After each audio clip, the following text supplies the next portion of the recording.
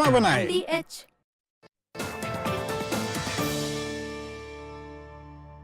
पूर्वोत्तर के जिन इलाकों को लोग हाशिए पर मानकर नजरअंदाज किया करते हैं, उसी पूर्वोत्तर से सबसे मुखर आवाज बन गए हैं असम के मुख्यमंत्री हिमंता बिश्व शर्मा। हिमंता इस तरह के नेता हैं जो बेबाकी और दो टूक बयानबाजी से विपक्षी खेमे में हड़कंप मचा देते हैं, और जब जब सनातन पर कोई भी बयान देता है तो उसका प्रतिकूल जवाब हिमंता की ओर से आता है। हिमंता जी, आईटीवी नेटवर्क में आपका स्वागत है। पहला प्रश्न हिमंता जी जो महत्वपूर्ण है कि प्रधानमंत्री नरेंद्र मोदी ने कहा कि बीजेपी 370 पार, एनडीए 400 पार। आप कहते हैं कि शादी रुकवानी है तो बीजेपी एनडीए जो है 400 पार। इसका मतलब क्या है? प्रधानमंत्री जी ने बोला कि हमें 400 सीट दीजिए। विपक्ष ने बोला कि प्रधानमंत्री को 400 सीट क्यों चाहिए, संविधान बदलना है। लेकिन मैं विपक्ष को बोलना चाहता हूं कि जो भी काम हमें करना है वो संविधान में ही लिखा हुआ है। जैसे शादी रुकवाना है, मतलब हमें यूनिफॉर्म सिविल कोड लाना है। यूनिफॉर्म सिविल कोड लाना है, यह संविधान का मैंडेट है। भारत का संविधान हमें मैंडेट देता है कि देश में आप यूनिफॉर्म सिविल कोड लाइए।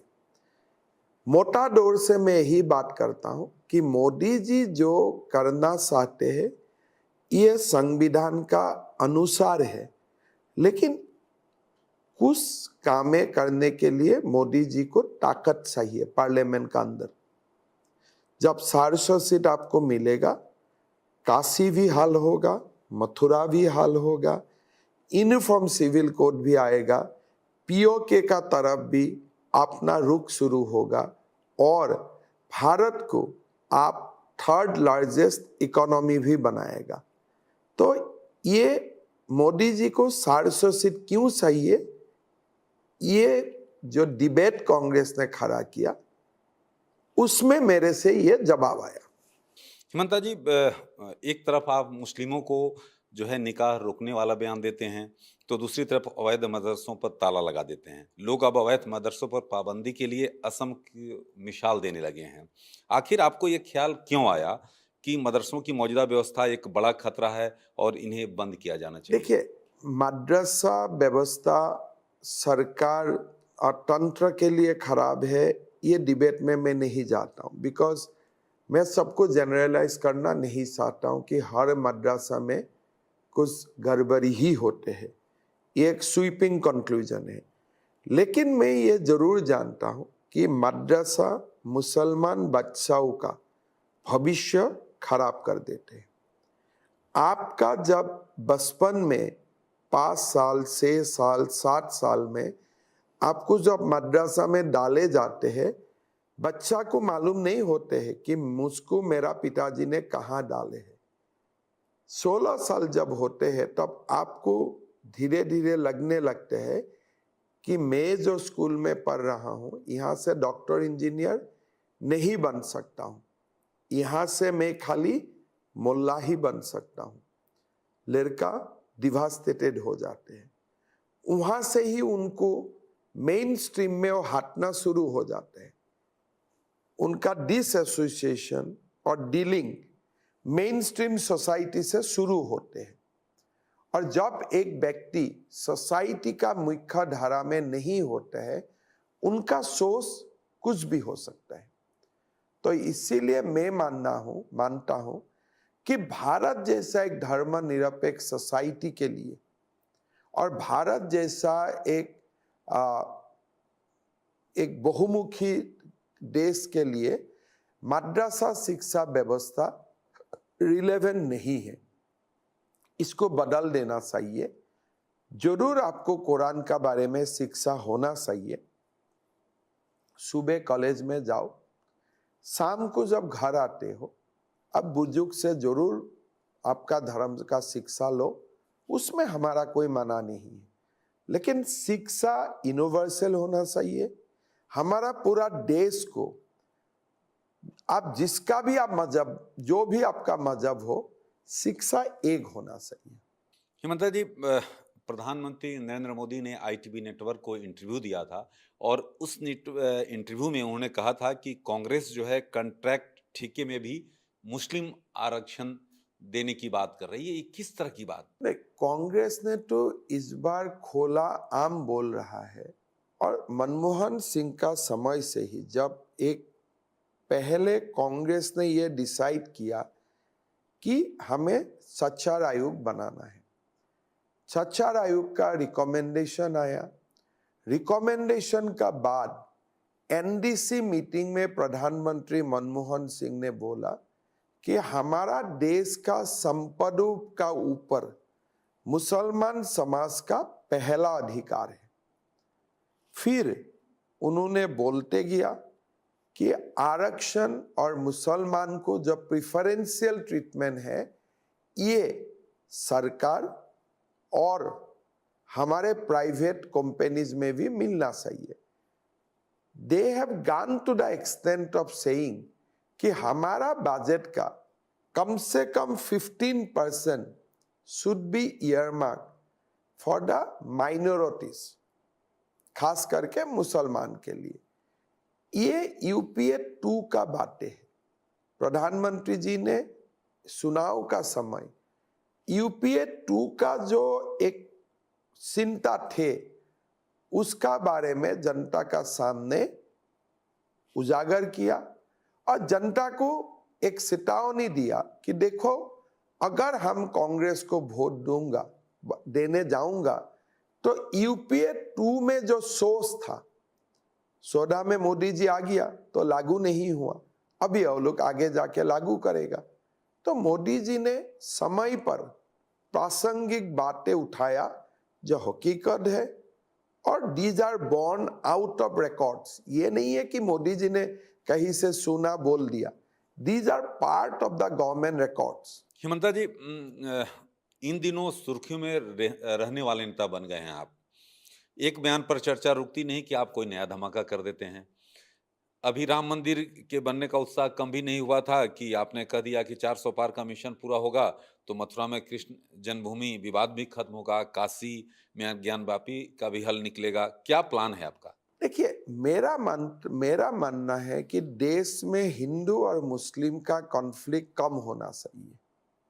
लेकिन आज मैं अगर मथुरा जाता हूं और जब मैं देखता हूं, ये मेरा कृष्ण है, उनका जन्मभूमि में शाही ईदगाह बना हुआ है, मैं हर बार मथुरा जाऊंगा और मैं एंटी मुस्लिम बन के चलाऊंगा। आज मैं जाके एंटी मुस्लिम बनूंगा, फिर नहीं, मैं जो हकीकत है, जो रियलिटी है, फिर मेरा बेटा जाएगा, बेटा भी एंटी मुसलमान बनेगा, मेरा पोता जाएगा, पोता भी एंटी मुसलमान बनेगा। किस लिए? मेरे लिए कृष्ण भगवान है, और कृष्ण मथुरा में जन्म लिया था, वो हमें पढ़ाया जाते हैं, हमें सिखाया जाते हैं। These are civilisational story. फिर हमारा दिमाग में आते हैं, अरे कृष्ण तो पहला क्या है, औरंगजेब तो बाद का है, तो औरंगजेब ने मेरा मंदिर तोड़ के क्यों शाही ईदगाह बनाया? I become agitated. लेकिन एक बार भारत का ये जो मुद्दे हैं, ज्ञानवापी मस्जिद, शाही मस्जिद, शाही ईदगाह, ये जब खत्म हो जाएगा, भारत में भाईचारा का एक माहौल बनेगा। हमारा देश का कांग्रेसियों ने 75 साल में यह समस्या को समाधान कर लेना चाहिए था। आज आप देखिए, अयोध्या जाते हैं लोग, एंटी मुसलमान बन के नहीं आते हैं, लोग एक मुसलमान के लिए अच्छा फीलिंग्स लेके आते हैं कि यहां में मस्जिद था, राम मंदिर बना, कोई मुसलमान ने आपत्ति नहीं किया। आज जब आप अयोध्या जाते हैं, आप लौट के आते हैं विथ ए पॉजिटिव फीलिंग्स। लेकिन आप मथुरा और काशी जाते हैं, काशी में आप शिवलिंग में जाते हो, मेरा ज्योतिर्लिंग है, सामने ही आपका मस्जिद आते हैं, फिर लोग बोलते हैं देखो नंदी कहाँ कौन डायरेक्शन में बैठा हुआ है, Nandi is sitting at the direction of Gyanvapi मस्जिद। तब लोगों को मालूम हो जाता है, अरे भाई स्ट्रक्चर तो मंदिर जैसा देखते, यहां क्यों मस्जिद है? देन एक जेनरेशन एंटी मुस्लिम बन जाते हैं। तो इसीलिए भारत में हिंदू मुसलमान भाईचारा के लिए हमें जैसे peacefully we have resolve Babri Masjid issue, हमें मथुरा और काशी को भी रिजॉल्व कर लेना चाहिए और देश में भाईचारा उधर से ही बनेगा। भारत का मुसलमान को एडमिट कर लेना है कि औरंगजेब अकबर नहीं थे, Aurangzeb has damage the society. कहीं ना कहीं हमें इसको जितना हो सकता है उसको एड्रेस करना चाहिए। हिमंता जी क्या मानते हैं कि 400 आता है तो ये सारी समस्याएं खत्म हो जाएगी? देखिए 400 आने का मतलब क्या है?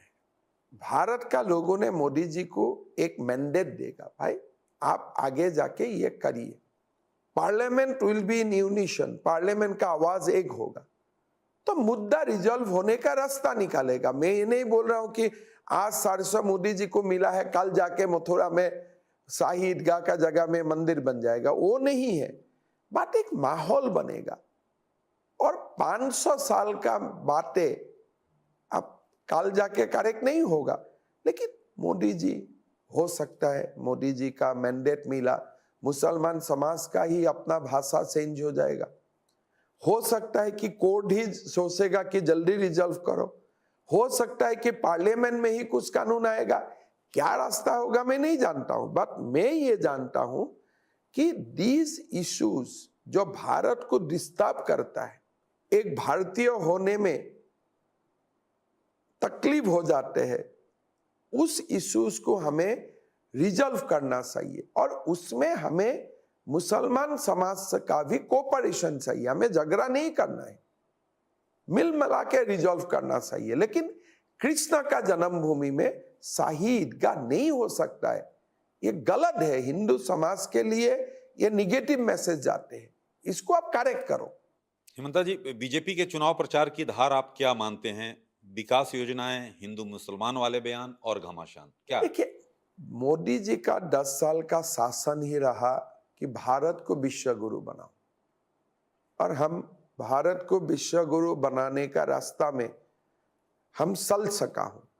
तो ये चुनाव का माहौल था, ये एक नेशनलिस्टिक एनवायरनमेंट में चुनाव हुआ कि अभी भारत का समय है। ये देश के लिए चुनाव था कि भारत को आगे करो, now it is a new India. तो ये भारत का थीम में ये चुनाव हुआ, election was centred around India. कोई हिंदू मुसलमान नहीं है, कोई विकास उस कम्युनिटी में विकास हुआ है, वहां में विकास नहीं है, वो नहीं हुआ है। अगर भारत विश्व गुरु बने, भारत ग्लोबल जायंट बने, हमारा सबका विकास होगा। जैसे मोदी जी ने भारत मंडपम बनाया, यह चुनाव भारत का ऊपर लड़ा गया। अगर भारत आगे गया तो मेरा विकास भी हुआ, भारत आगे गया, देश में हिंदू मुसलमान मुद्दा भी रिजॉल्व हुआ। तो Bharat was on the centre stage. Himanta Biswa Sharma की चुनावी रैलियों में डिमांड काफी बढ़ गई है। आपने अपना एक स्टाइल बना लिया है, क्या बीजेपी को आपके इन तेवरों का फायदा होगा? देखिए मेरा वाणी को मैं जो समझता हूं, पार्टी का बारे में, देश का बारे में, मोदी जी का बारे में, मेरा जितना लिमिटेड नॉलेज है उसी को ही मैं लोगों का सामने बोलने का कोशिश करता हूं। मैं मेरा बात को कभी नहीं बोलता हूं, मैं मेरा पार्टी का बात, मेरा आइडियोलॉजी का बात और जो मोदी जी का मैसेज है वही ले जाने का कोशिश करता हूं। चुनाव हम जीतते हो तो मानूंगा कि कहीं ना कहीं हमारा बातों में लोगों में असर हुआ, अभी परिणाम ही बताएगा। अच्छा, आरक्षण को लेकर क्या है बीजेपी की रणनीति? विपक्ष कर रहा है कि 400 पार का आंकड़ा पार करते ही बीजेपी देश में आरक्षण खत्म कर देगी, संविधान खत्म कर देगी। क्या विपक्ष का यह डर है या ड्रामा है, क्या मानते हैं? देश में आरक्षण खत्म करने वाला बात कहां से आया? मोदी जी ने ही ओबीसी कमीशन बनाया, मोदी जी ने ही स्टेट्स को ओबीसी लिस्ट एक्सपांड करने का अधिकार दिया। और हमारे जो मेन वोट्स है जो बीजेपी को आगे करता है वो भी एसटी एससी ओबीसी ही है। सरकार में सबसे ज्यादा मंत्री एसटी एससी ओबीसी से है, देश का प्रधानमंत्री खुद ओबीसी है। तब हमारा क्या तकलीफ है रिजर्वेशन में? हाँ, हमारा तकलीफ है कि आप मुसलमान को रिजर्वेशन मत दीजिए ओबीसी का नाम में। इसलिए हमारा रिजर्वेशन धर्म का ऊपर नहीं हो सकते हैं। इसीलिए हम संविधान को बदलना नहीं चाहता हूं, हम संविधान को स्ट्रेंथन करना चाहता हूं। मोदी जी ने जब पहला बार प्रधानमंत्री बना, आपको मालूम होगा, संसद को नतमस्तक प्रणाम करते हुए ही वो संसद में प्रवेश किया। इंदिरा गांधी ने नहीं किया, राजीव गांधी ने नहीं किया, मनमोहन सिंह ने नहीं किया। उससे ज्यादा देश का पार्लियामेंट और देश का संविधान का ऊपर निष्ठा प्रदर्शन करने वाला प्रधानमंत्री का नाम आप ही बता दो मुझको। अच्छा हेमंता जी, जो हिंदुस्तान के चुनाव में जो चल रहा है चुनाव, उसमें पाकिस्तान की चर्चा भी खूब हो रही है। पीओके इस बार एक बड़ा मुद्दा बन गया है। लगातार प्रधानमंत्री, गृह मंत्री, आप भी इसको लगातार उठा रहे हैं। तो क्या मोदी की पीओके के शामिल करने वाली गारंटी तीसरे कार्यकाल में सच में बदल जाएगी? देखिए, पीओके का इशू भारत का चुनाव में आया, ये बहुत बड़ा मुद्दा है। अभी तक कश्मीर भारत का चुनाव का मुद्दा बना था, लेकिन मोदी जी ने वो बैरियर को क्रॉस कर दिया। अभी कश्मीर चुनाव का मुद्दा नहीं है, मतलब Kashmir has been mainstream. हम एक कदम अभी आगे जा रहा हूं कि देखो, मेरा कश्मीर तो मेरा पास है ही, पाकिस्तान में जो मेरा कश्मीर है उसको भी लाने का बात करना मैंने शुरू कर दिया हूं। So this is a big positive step. इससे कश्मीर ठंडा हो गया पूरे। अभी कोई बात नहीं कर रहे भाई कश्मीर में आजादी का बात करो, महबूबा मुफ्ती का बात करो, फारूक अब्दुल्ला का बात करो। हम जब पीओके का बात शुरू किया कि पीओके को भी हम भारत में लाऊंगा, आजादी वाला लोग तो ठंडा हो गया। तो ये मोदी फॉर्मूला है। कश्मीर में धमाधम पोलिंग परसेंटेज बढ़ने लगा। 370 का ऊपर निगेटिव होने का बात था, पॉजिटिव हो गया। By raising PoK, Modi has stabilize Kashmir. ये मोदी का सोच है। फिर आगे जाके पीओके में क्या होगा, let us wait and watch. Hemanta ji, आप ये कह रहे हैं कि 5 चरणों में बीजेपी का जीत का टारगेट पूरा हो गया। बाकी दो जो अब एक चरण बचा हुआ है, जो 1 जून को है। बाकी जो एक चरण में लीड आगे बढ़ाने का आप कितना काम करेंगे? क्रिकेट की भाषा में कहें तो आप विपक्ष को बार-बार फॉलो ऑन खिलाने वाली स्थिति में क्यों रखना चाहते हैं आप? फिफ्थ, मेरा जो अपना एज ए पॉलिटिशियन मेरा जो अपना असेसमेंट है, 272 हम 5th चरण में अचीव कर लिया, not as a BJP, as a NDA. अभी हमें 400 तक जाना है। 6th और 7th फेज हमारे लिए क्रूशियल है। 6 फेज तो हो गया, 7th बचा हो गया। 6 फेज का इंडिकेशन आ रहा है, 7 फेज इज क्रूशियल। इसलिए मेरा लगता है कि ये चुनाव हमें 400 तक बात करने का मौका देगा। 10 कम भी हो सकता है, 10 ज्यादा भी हो सकता है, but reference point will be 400। 10 आगे 10 पीछे। 10 पीछे अब बात करेगा तो भाई, हाँ, 400 मोदी बोले थे, 20 कम हुआ, या तो आप बोलेगा अरे मोदी 400 बोला था, 10 ज्यादा हो गया। मतलब जो टीवी स्टूडियो में जो डिबेट होगा ये 400 का ऊपर होगा, जो लास्ट टाइम 300 का ऊपर हुआ था। लास्ट टाइम भी हम 300 पार किया 2-3 से, लेकिन 300 वाज रेफरेंस पॉइंट। इस चुनाव में 400 will be the reference point for all post pole discussion. जैसे आज भी हम लोग कर रहा हूं 400 का बात, तो 400 तो मोदी जी ने 272 को गायब करवा दिया। कोई 272 का सरसा ही नहीं कर रहा है। मोदी जी ने पूरा चुनाव को 400 तक एलिवेट कर दिया।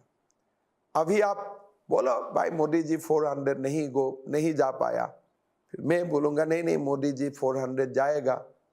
फिर कोई एग्जिट पोल वाला बोलेगा नहीं 399 हो गया, कोई बोलेगा 410। 4 जून में कोई रिजल्ट का बात बोलेगा अरे 750 से तो 20 कम हो गया, कोई बोलेगा 750 से 20 ज्यादा हो गया।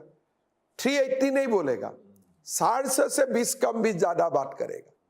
तो मोदी जी ने पॉलिटिकल नंबर्स को 300 से 750 तक लेके आए। हिमंता जी, रैपिड फायर सेशन है, इसमें मैं जिक्र करना चाहूंगा कि प्रधानमंत्री मोदी के सामने राहुल गांधी को कैसे देखते हैं हिमंता जी? मोदी जी का सामने राहुल गांधी है ही नहीं। कहाँ मोदी है, कहाँ राहुल गांधी है। मैं उसको कुछ एग्जाम्पल से बात करूंगा तो ये अच्छा नहीं लगेगा। एग्जाम्पल दे दीजिए आप, क्योंकि बड़ा नहीं वो ठीक, कभी कभी आपको एक लेवल से इन्हें, क्योंकि आप जानते हैं कांग्रेस को बहुत नहीं, इन्हें सिविलाइज डिबेट हमें कोई सबका व्यवहार नहीं करना चाहिए, लेकिन राहुल गांधी और मोदी जी को कभी कंपेयर मत कीजिए। नंबर अगर देना हो तो यहाँ में -10, -20, -100 लिख लो, वहां में +100 लिख लो। कांग्रेस में राहुल गांधी का भविष्य क्या है, आप क्या देख रहे हैं? देखिए, मेरा लगता है कि ये चुनाव की बाद Rahul Gandhi long term vacation ले लेगा। क्यों? उनको करना होगा मेडिटेशन वगैरह, लंबा मेडिटेशन पड़ने का ना। 3 बार हारने का बाद, 1 बार हारने का बाद 10 दिन का मेडिटेशन हुआ था, 2 बार का बाद 3 महीना का, 3 बार का बाद 3 साल का मेडिटेशन होगा। हिमंता जी, मुसलमान और आरक्षण, इस पर आपका क्या कहना है? नहीं होना चाहिए, कभी नहीं होना चाहिए। आरक्षण धर्म का आधार में नहीं होना चाहिए। सोनिया गांधी की कांग्रेस में अब क्या जगह रह गई है? I think she is playing her last innings.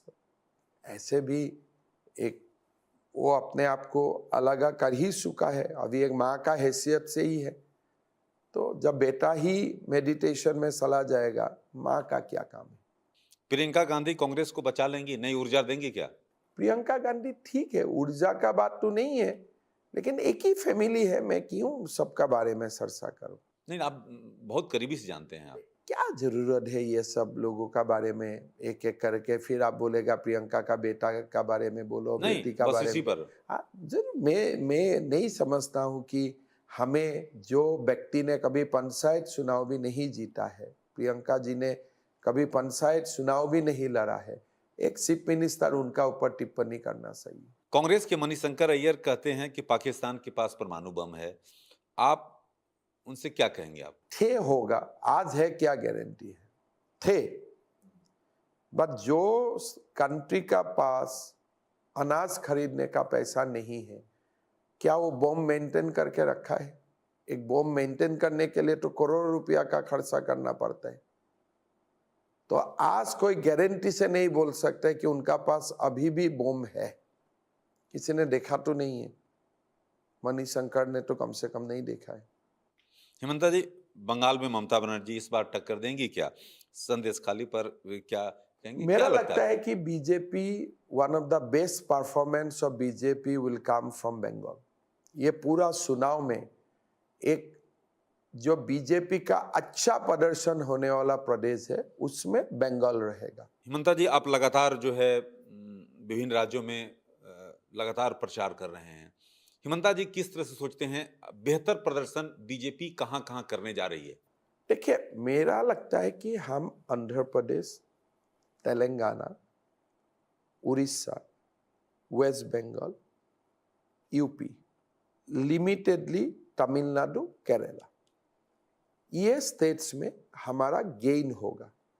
बाकी में हम लोग अच्छा परफॉर्म करेगा। विल रिटेन आवर सीट्स, में भी कहीं एक ज्यादा कहीं एक कम। लेकिन ये जो स्टेट्स का नाम मैंने बताया, केरला में हम लोग खाता खोलूंगा, तमिलनाडु में will do better than last time, UP हमारा लास्ट टाइम से अच्छा होगा, आंध्र में अच्छा होगा, तेलंगाना में अच्छा होगा, उड़ीसा में अच्छा होगा, वेस्ट बंगाल में अच्छा होगा, फिर लिमिटेड आप अंडमान चला जाओ, गोवा चले जाओ, तो कोई भारत का सीट है जो एक दो स्टेट्स है, सारे स्टेट्स में हम लोग नॉर्थ ईस्ट अच्छा में कर। 25 है उसमें। नॉर्थ ईस्ट में मेरा लगता है कि 25 है, last time we were around 16, इस बार हमें 21 तक जाना चाहिए। सो एक दो इक्का दुक्का गेन सब में है, लेकिन मेजर गेन ये जो स्टेट का मैंने नाम बताया उधर से आएगा। एक आखिरी प्रश्न, रायबरेली रायबरेली को लेकर आप क्या आकलन, आपका हिमंता जी क्या आकलन? मैं 542 सीटों का ऊपर मैंने आकलन नहीं किया। रायबरेली 542 में ही एक सीट है, तो इसीलिए वाराणसी का ऊपर मैंने आकलन लगाया। हाँ, वाराणसी बताइए। 6 लाख से ज्यादा सीट से वोट से मोदी जी जीतेगा। अहमदाबाद का ऊपर मैंने आकलन लगाया। रायबरेली का ऊपर मैं आकलन लगाने का कारण मेरा पास नहीं है, इसलिए मैंने आकलन नहीं लगाया, पर्सनल आकलन। तो हिमंता जी बहुत बहुत धन्यवाद ITV नेटवर्क से बातचीत करने के लिए। नमस्कार।